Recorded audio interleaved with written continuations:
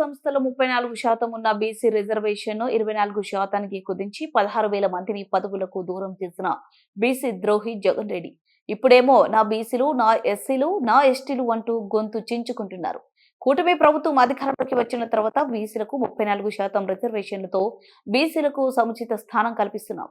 TDP రాష్ట్ర అధ్యక్షులు పల్లా శ్రీనివాస్ యాదవ్ గౌరవిస్తున్నాం అని చెప్పి కార్పొరేషన్ పదవులు ఇచ్చామని చెప్పేసి అవమానించినటువంటి తీరు. అలాగే 34% రిజర్వేషన్ చేస్తానని చెప్పి అది 24% రిజర్వేషన్ చేసి సుమారు 16,000 మందికి రాజకీయ అవకాశాలు కోల్పోయే విధంగా చేసి ఎంతో మందికి ఆ మెడికల్ సీట్స్, ఇంజనీరింగ్ సీట్లు కోల్పోయే విధంగా చేసినటువంటి తీరు. ఈయనొచ్చి నా బీసీలను మాట్లాడుతున్నారు. ఇవన్నీ కూడా దెయ్యాలు వేదాలు వల్లించినట్టుగా ఉందని చెప్పి ఈ సందర్భంగా తెలియజేస్తున్నాం. నిన్న ముఖ్యమంత్రి గారు 4వ ఈ రాష్ట్రానికి బాధ్యతలు చేపట్టి నిన్న కేబినెట్ మీటింగ్ లో 34% రిజర్వేషన్ మేము కల్పిస్తున్నామని చెప్పేసి అనౌన్స్ చేసాం. గతంలో కూడా మేము సుప్రీంకోర్టులో కూడా దీని మీద పోరాటం చేస్తాం. సో నిబద్ధత అంటే ఆ విధంగా ఉండాలి. అలాగే ఈయన సూపర్ 6 కోసం మాట్లాడుతున్నారు. సూపర్ 6 కోసం ఏమీ అమలు కాలేదని చెప్పేసి. మరి అమలు కాకుండానే అన్నా క్యాంటీన్లు ఓపెన్ అయినాయా అని అడుగుతున్నా. అమలు కాకుండానే 1,000 రూపాయలు పెన్షన్ పెంచుతామని చెప్పి మరి పెంచినటువంటి తీరు మర్చిపోయారా అని అడుగుతున్నా. ఇదే 1,000 రూపాయలు పెన్షన్ పెంచుతామని చెప్పి 250 రూపాయలు పెంచుకుంటూ పోతామని చెప్పారు. ఇవన్నీ కూడా ప్రజలు గమనించట్లేదు అనుకోవద్దు. అందుకే జగన్మోహన్ రెడ్డి గారు